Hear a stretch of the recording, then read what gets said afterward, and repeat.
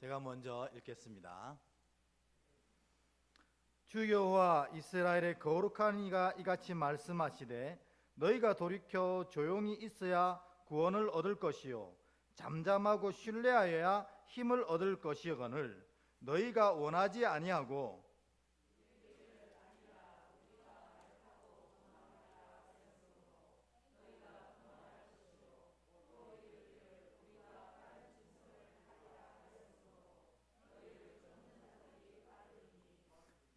한 사람이 꾸짖은즉 천 사람이 도망하겠고 다섯이 꾸짖은즉 너희가 다 도망하고 너희 남은 자는 겨우 산 꼭대기의 깃대 같겠고 산마루 위의 기치 같으리라 하셨느니라.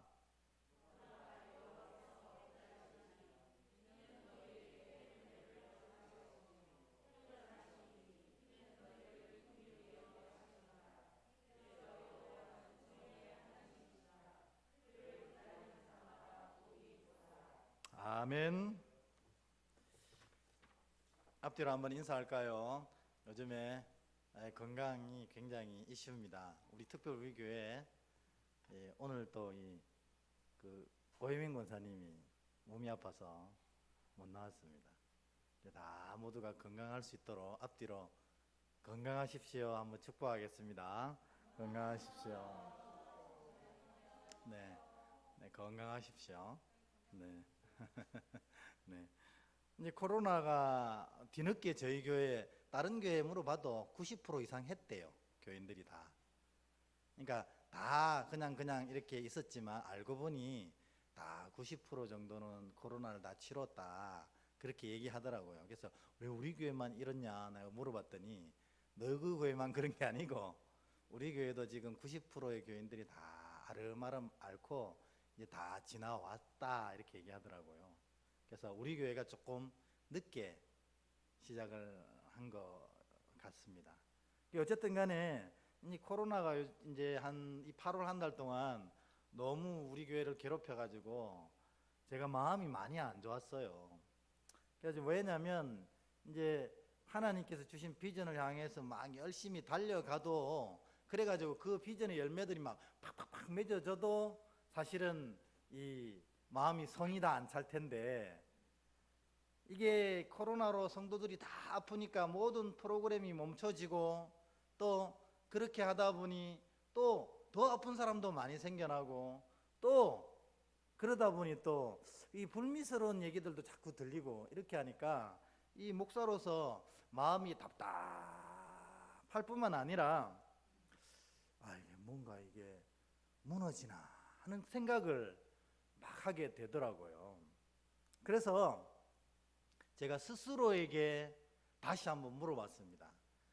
그 질문이 바로 오늘 설교 제목입니다. 나는 진짜 하나님을 믿는가? 라는 설교 제목을 사실 저 스스로에게 가슴이 답답하고 뭔가 이게 교회가 잘 나가다가 갑자기 이렇게 힘들어지는 건가 하는 생각이 들고 그럴 때 저에게 물었던 것입니다. 여러분, 우리는 하나님을 믿습니다. 그러면 하나님의 자녀이거든요. 그러면 하나님의 자녀들은 우리가 시편 23편 얘기처럼 사망의 음침한 골짜기로 다닐지라도 늘 마음속에 삶 속에 기쁨이 넘쳐날 수밖에 없습니다. 비록 그 삶이 어려움 가운데 있다 하더라도 하나님께서 자녀들이 어려움 가운데 있을 때 그냥 내버려 두시지 않을 거거든요. 틀림없이 이 자녀를 세우시고 그냥 세우실 뿐만 아니라 성경 전체를 보면 하나님께서 넘어진 자녀를 세우실 때는 더 크고 더 아름답게 세워주시는 것을 보게 되는 것입니다. 그러므로 내가 진짜로 믿음이 있으면 이 어려움이 사실 어려움으로 여겨지지 않고 하나님을 향한 기대로 바뀌어져야 하는 것이 믿음의 정상적인 반응이거든요. 그런데 우리가 어려움 앞에 이 어려움을 오롯이 당하고 있다는 것은 무엇을 뜻합니까? 이 어려움이 내가 진짜로 하나님을 믿고 의지하지 못하고 있는 부분이 있다는 것을 드러내는 거라는 겁니다. 저도 나는 진짜로 하나님을 믿는가라는 이 질문에 내가 이 은혜교회를 사랑해서 은혜교회를 위해 열심히 사역했지만 그 사역 가운데 온전히 100% 하나님을 신뢰하고 하나님을 믿지 못하는 부분도 있었구나 하는 것을 이 고난을 통해서 깨닫게 된 것이라 하는 겁니다. 여러분, 고난은 우리의 이것들을 드러내는 역할을 하는 것입니다. 그러니까 여러분들이 고난을 탁 당했는데, 어려움을 당했는데, 이 어려움 그대로 쑥 들어온다면은 틀림없습니다. 뭐예요? 내가 하나님을 온전히 신뢰하지 못하는 부분이 여 안에 탁 자리하고 있었다는 것입니다. 그러니 어려움이 어려움으로 그대로 드러나는 것입니다. 우리가 여기 컵에 보면 이 컵이 물도 안 새고 아주 온전한 것 같지만 아주 밝은 빛 앞에 딱 비춰보면 금이 간 컵들을 발견할 수가 있거든요. 하나님이 성도들에게 고난을 허락하시는 이유, 어려움을 허락하시는 이유는 우리의 영혼 가운데, 우리의 믿음 가운데 이런 균열이 있을 때 하나님이 이 균열을 드러내시려고, 그래서 그 균열을 새롭게 메워가시는 작업을 하려고 성도들에게 어려움을 베풀어 주시는 것입니다. 그래서 오늘 갑자기 본문을 이사야서 30장으로 바꾼 이유는 이 하나님께서 자녀들에게 어려움을 베푸시는 이유를 좀 밝혀내고, 그 어려움을 베푸시는 그 이유를 가지고 우리가 이 어려움을 새롭게 한번 대처해보자 하는 마음으로 이사야 30장을 묵상하려고 본문을 확 바꾼 것입니다. 그래서 여러분도 오늘 이 말씀을 잘 들으시고, 여러분 삶 가운데 혹 어려움이 찾아왔거든, 이 어려움이 무엇을 의미하는지를 정확하게 파악하시고 이 어려움을 더 복되게 사용할 수 있는 여러분 믿음의 삶이 되시길 주의 이름으로 축복합니다. 오늘 이제 설교 제목이 나는 진짜 하나님을 믿는가지만 소제목은 뭐냐면 어려움 속에서 우리가 힘든 이유입니다. 세 가지가 있답니다. 이사야 30장에 보면. 아이고 목사님, 어려우니까 힘든 거지 뭐 어려움 속에 힘든 이유가 있습니까? 아닙니다. 좀 전에도 말씀드렸지만 믿음의 자녀들은 어려움이 딱 닥치면 이 어려움은 무엇입니까? 하나님이 나를 얼마나 사랑하시고 하나님이 나를 어떻게 회복시키시고 하나님이 내 인생 가운데 어떻게 주장하고 계신지를 경험하는, 하나님의 사랑을 경험하는 기회가 성도들에게는 어려움이거든요. 그러니까 어려움이 와도 성도들은 힘들지가 않아요. 어떻습니까? 기대하게 되는 겁니다. 믿음이 있기 때문에. 야, 하나님이 이 어려움을 통해서 우리에게 어떤 일을 하시려고 또 이렇게 하시나, 이렇게 되는 겁니다. 그런데 이 어려움이 기대로 바뀌지 않고 어려움이 힘듦으로 오롯이 다가오는 사람들은 세 가지 때문에 그렇다고 오늘 이사야서 30장이 밝히고 있습니다. 그 첫 번째 이유가 뭐냐면 1절 2절에 나옵니다. 이사야 30장 1절 2절 우리 같이 한번 읽어보도록 하겠습니다. 시작. 여호와께서 이르시되 폐역한 자식들은 화 있을진저 그들이 개교를 베푸나 나로 말미암지 아니하며 맹약을 맺으나 나의 영으로 말미암지 아니하고 죄에 죄를 더하도다. 그들이 바로의 세력 안에서 스스로 강하려 하며 애굽의 그늘에 피하려 하여 애굽으로 내려갔으되 나의 입에 묻지 아니하였도다. 아멘. 당시에 이사야 30장 상황이 어떤 상황이냐면 히스기야 왕이 유대의 왕으로 있던 시절입니다. 근데 그때 우리가 예전에도 한번 설교를 통해서 배웠지만 아수르 왕 사네립이 탁 쳐들어오는 것입니다. 그랬더니 이 히스기야가 믿음 있는 것처럼 보였는데 평소에는 이 사네립이 탁 쳐들어오니까 지난번에는 성전에 있는 모든 은금 기물을 다 갖다 바치는 어리석은 일을 했지만 오늘 본문에 보면 이 사네립이 탁 쳐들어오니까 하나님을 향해 그 입을 열어서 하나님 이 일을 어찌해야 합니까? 하고 묻지 아니하고 애굽에게 급하게 사신을 보내서 우리를 도와달라고 청하는 것입니다. 여러분, 우리가 어려움 가운데 어려움이 기대로 바뀌지 않고 어려움이 이처럼 오롯이 힘듦으로 바뀌는 이유가 바로 이것 때문입니다. 뭐냐면 믿음의 사람의 마음에 하나님 말고 더 많이 의지하는 것이 있었다는 것입니다. 하나님 이거 드러내려고 그에게 어려움을 베푸시는 것입니다. 히스기야가 진짜 믿음의 왕처럼 보였습니다. 이스라엘의 패역한 세대의 길을 따르지 아니하고 하나님의 길을 따르는 것처럼 보였습니다. 그러나 실상 어려움이 닥칠 때 보니까 히스기야는 하나님보다 뭐를 더 의지했다는 것입니까? 애굽 왕을 더 의지했다는 것입니다. 하나님이 성도들에게 어려움을 허락하시는 이유는 바로 이 실체를 드러내시려고 하는 거라는 겁니다. 여러분 정말 하나님이 내 삶의 주인이고 하나님이 내 삶을 완성하시는 유일하신 하나님이란 사실을 믿으십니까? 그런데 어려움이 오면 그 어려움이 힘듦으로 바뀌고 있다는 것은 믿기는 믿지만 이보다도 더 강하게 믿는 것이 있다는 증거라는 겁니다. 그것이 돈일 수도 있고 그것이 사람일 수도 있습니다. 히스기야 왕처럼 애굽 왕일 수도 있다는 것입니다. 하나님 이거 드러내시려고 성도들에게 어려움을 베푸신다는 것입니다. 그러므로 여러분, 우리에게 어려움이 딱 왔을 때 믿음의 자녀는 어려움이 아니거든요. 하나님께서 더 귀하게 세우실 기회입니다. 그런데 어려움이 오롯이 내게 어려움으로 다가오고 있다면 내가 정말 이 하나님보다 더 의지하는 것이 있다는 증거라는 거예요. 하나님 그거 드러내시는 거예요. 저도 이번 일을 통해서 왜 이렇게 힘들어할까 생각해 봤더니 저도 이 히스기야 왕하고 똑같더라고요. 제가 하나님보다 하나님의 일을 더 의지했던 것 같습니다. 여러분 이게 무슨 말인지 아시겠어요?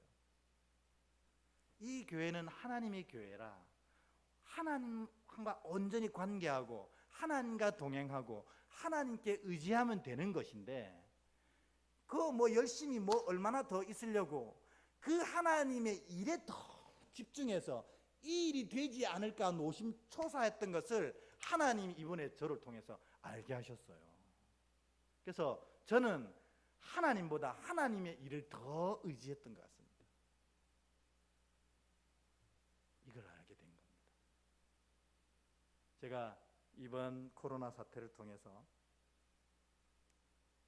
정말 이 사실을 깨닫고 이제는 하나님의 일에 의지하지 않으려고 합니다. 그리고 오직 하나님만 붙잡고 하나님만 의지하려고 합니다. 그렇기 때문에 이번에 제가 알았던 코로나는 아직도 사실 정신없거든요. 지금 왜 이렇게 오래 가는지 모르겠어요. 근데도 이게 복이라고 선언할 수 있습니다. 왜냐하면 일에 집중하던 내가 이제 그 일의 주인이신 하나님께 집중하게 되었거든요. 여러분 마찬가지입니다. 여러분 혹시 어려움을 당했는데 이게 오롯이 내게 힘듦으로 다가오고 있다면 여러분 중심에 하나님보다 더 의지하는 게 있다는 겁니다. 만약 그러신 분들은 오늘 돌이키셔서 하나님을 깊이 다시 묵상하시고 오직 하나님만 마음 중심에 세우셔서 어려움이 기회로만 여겨지는 그런 믿음의 자녀 될 수 있기를 주의 이름으로 축원합니다. 이거요 엘리야 시절에 똑같은 일이 일어났었어요. 여러분 왕하 6장 13절에서 17절에 우리 한번 찾아보도록 하겠습니다. 왕하 6장 13절 우리 17절까지 저와 여러분 한 절씩 교독하겠습니다. 제가 먼저 읽습니다. 왕이 이르되 너희는 가서 엘리사가 어디 있나 보라. 내가 사람을 보내어 그를 잡으리라. 왕에게 아뢰어 이르되 보라 그가 도단에 있도다 하나이다.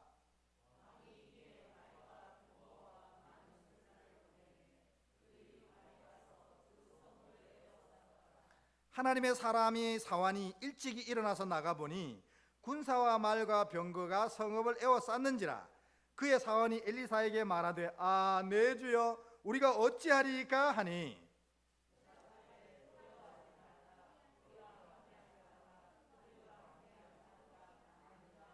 우리 함께 읽겠습니다.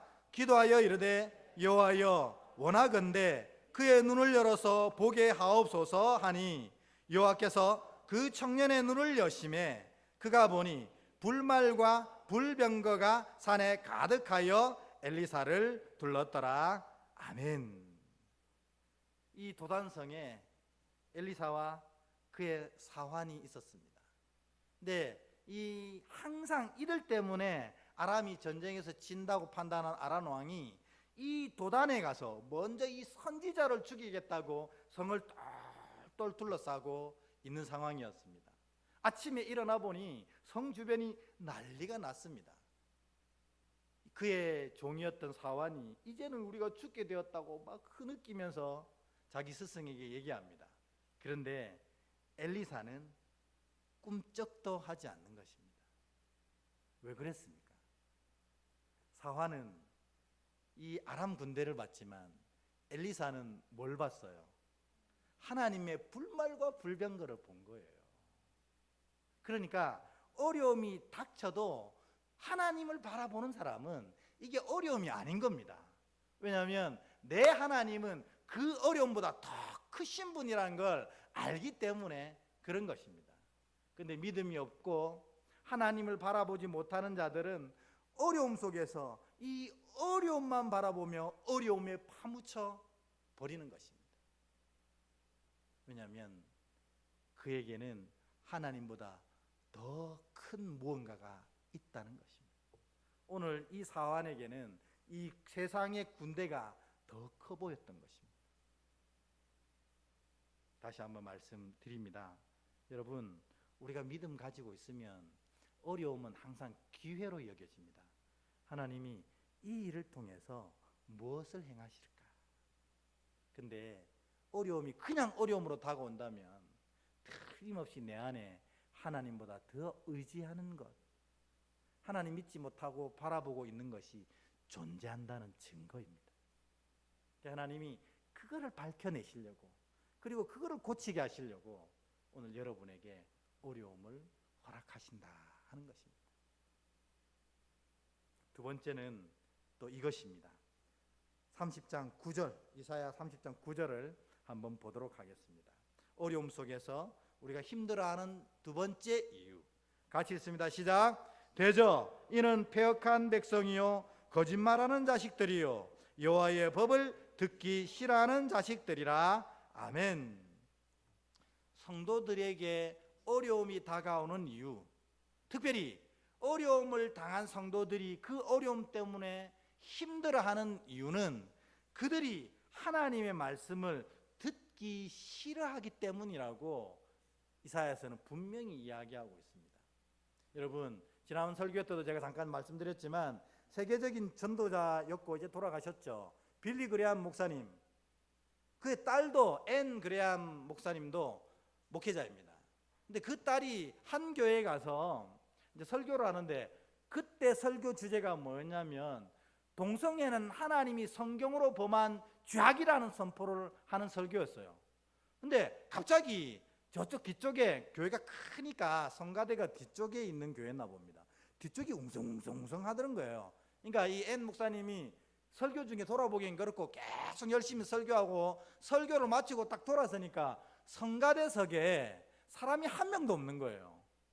그래서 물었어요. 왜 다 어디 갔어요? 했더니 목사님이 동성애를 반대하는 설교를 해가지고 이 성가대원들이 어째 저런 설교를 하냐 하고 다 집에 갔다, 그런 얘기를 들었다 하는 겁니다. 미국에는 동성애가 그만큼 만연되어 있거든요. 교인들도 이 동성애를 뭐라고 얘기하냐면 안전한 사랑이라고 그렇게 이야기를 하면서 한다고 합니다. 그러니까 이 앤 목사님이 그것에 대해서 성경이 뭐라고 얘기하는지 선포했더니 그게 듣기 싫다고 다 나가 버린 겁니다. 성가대가 말이죠. 하나님 그 찬양 받으셨겠나 싶긴 합니다만, 어쨌든 정도의 차이는 있겠지만 우리가 하나님 말씀을 어려워하고 심지어 싫어하는 것들이 있었다는 것입니다. 저 말씀은 하지 말았으면 좋겠는데, 하는 게 있을 때에 하나님이 그것을 깨닫고 돌이키게 하시려고 어려움을 성도들에게 베풀어 주신다고 9절에 나와 있는 것입니다. 여러분 삶에 어려움이 탁 닥치면 첫 번째로 내가 하나님보다 더 두려워하고 있는가 살펴봐야 됩니다. 그가 깨닫게 하시려고 어려움 주시거든요. 두 번째로 내가 하나님 말씀을 알면서도 무시하거나 지키지 않는 것이 있는가를 살펴봐야 한다는 것입니다. 왜냐하면 그것 때문에 하나님이 어려움을 허락하셨고, 그것 때문에 우리가 이 어려움이 오롯이 고통으로 다가오게 된 것이기 때문입니다. 그러므로 어려움은 우리로 의의 길로 들어서게 하는 하나님의 거룩한 방법이 되는 것입니다. 그래서 시편이 늘 얘기하듯이 고난당하는 것이 우리에겐 유익하다, 이렇게 이야기하는 것입니다. 세 번째입니다. 어려움 속에서 우리가 힘들어하는 이유 세 번째, 15절부터 17절입니다. 15절부터 17절 세 절 말씀 우리 함께 읽도록 하겠습니다. 같이 읽습니다. 시작. 주 여호와 이스라엘의 거룩하신 이가 이같이 말씀하시되 너희가 돌이켜 조용히 있어야 구원을 얻을 것이요 잠잠하고 신뢰하여야 힘을 얻을 것이거늘 너희가 원하지 아니하고 이러기를 아니라 우리가 말 타고 도망하리라 하였으므로 너희가 도망할 것이요 또 이러기를 우리가 빠른 짐승을 타리라 하였으므로 너희를 쫓는 자들이 빠르리니 한 사람이 꾸짖은즉 1000사람이 도망하겠고 5이 꾸짖은즉 너희가 다 도망하고 너희 남은 자는 겨우 산꼭대기에 깃대 같겠고 산마루 위의 깃이 같으리라 하셨느니라. 아멘.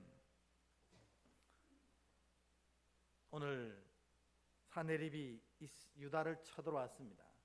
그럴 때 이 유다 백성들이 정신을 잃어버리고 우왕좌왕 난리가 아닙니다. 하나님께서 우리에게 어려움을 허락하시는 이유는 여기에 있습니다. 우리가 삶을 살아가면서 어려움을 당할 때 이 어려움을 극복할 방법을 모르고 있을 때, 이와 같이 우왕좌왕 설칠 수밖에 없을 때, 그때 오히려 어려움을 허락하셔서 이 어려움을 어떻게 극복하는지 방법을 가르쳐 주시기 위해 어려움을 허락하신다 하는 것입니다. 그러면 하나님께서 이 성도들이 환난 당할 때, 어려울 때 어떠한 방법으로 해결하기를 원하시는지 바로 다음 18절에 보면 나와 있습니다. 이게 오늘 말씀에서 가장 중요한 구절이라고 할 수 있습니다. 우리 18절 같은 목소리로 읽어보겠습니다. 시작. 그러나 여호와께서 기다리시나니 이는 너희에게 은혜를 베풀려 하심이요 일어나시리니 이는 너희를 긍휼히 여기려 하심이라. 대저 여호와는 정의의 하나님이라. 그를 기다리는 자마다 복이 있도다. 아멘. 우리에게 어려움이 닥칠 때 우리가 이걸 모르면 우왕좌왕하게 되어 있습니다. 그런데 성도들은 어려움 당할 때 18절에 어떻게 하라고 합니까? 첫 번째로 하나님이 어떤 분인지 다시 한번 선포하라고 합니다. 하나님은 정의의 하나님이고 은혜를 베푸시고 우리를 긍휼히 여기시는 하나님이다 선포하는 것입니다. 그리고 그 하나님을 다시 신뢰하고 마지막에 뭐 하라고 합니까? 기다리는 자가 복이 있다 하는 것입니다. 여러분, 성도의 어려움은 하나님이 해결하신다는 겁니다. 그러니까 우리가 어려움 당해서 막 우왕좌왕할 필요가 없어요. 하나님께 기도하고 하나님 신뢰하고 하나님을 선포하고 기다리고 있으면 하나님께서 가장 좋은 방법, 가장 적절한 방식으로 이 문제를 해결해 가시는 것입니다. 그래서 어려움 앞에 우리가 기대할 수가 있는 겁니다. 근데 어려움이 오롯이 힘듦으로 다가오는 사람들의 특징이 뭐냐면 자기가 뭔가를 해보려고 애를 쓴다는 것입니다. 아유, 그거 진취적이고 좋은 자세 아닙니까? 세상의 눈으로 보면 그렇습니다. 그러나 여러분, 믿음의 눈으로 보십시오. 하나님이 왜 자녀에게 어려움을 베푸시겠습니까? 다 좋은 것으로 주시려고 베푸시는 겁니다. 그렇기 때문에 잠잠하고 하나님의 지키심을 믿으며 기다리고 있으면 하나님께서 왜 이 어려움을 우리에게 베푸셨는지 알려주시고 또 이 어려움을 이기게 하는 방법도 허락하실 뿐만 아니라 친히 이 어려움을 해결하셔 가는 것을 우리로 보게 하신다는 것입니다. 그래서 이 어려움 때문에 우리의 믿음이 더 든든해지도록 하나님이 하신다는 것입니다.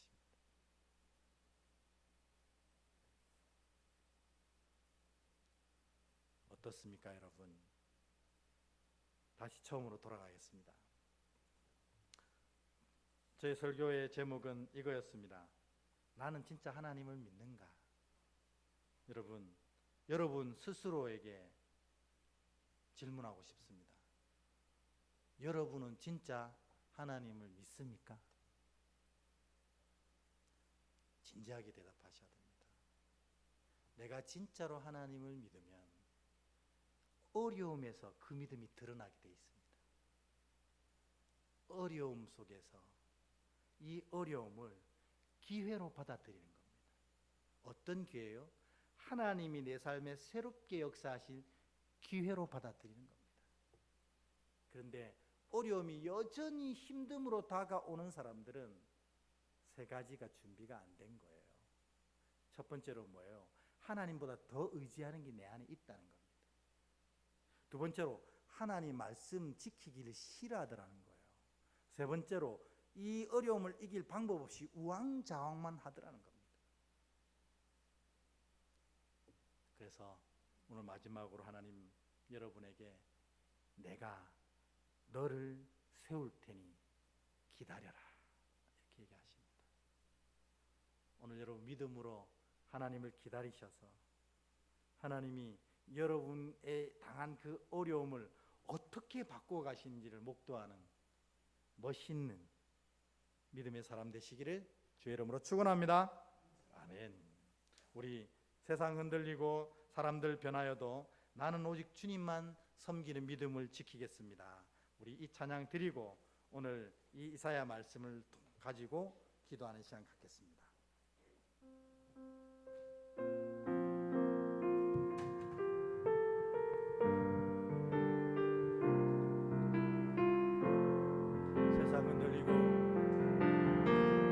세상은 들리고 사람들은 변하여도 나는 주를 섬기리.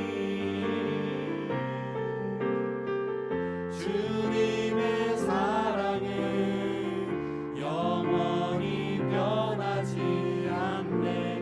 나는 주를 신뢰. 다시 한번 세상은 들리고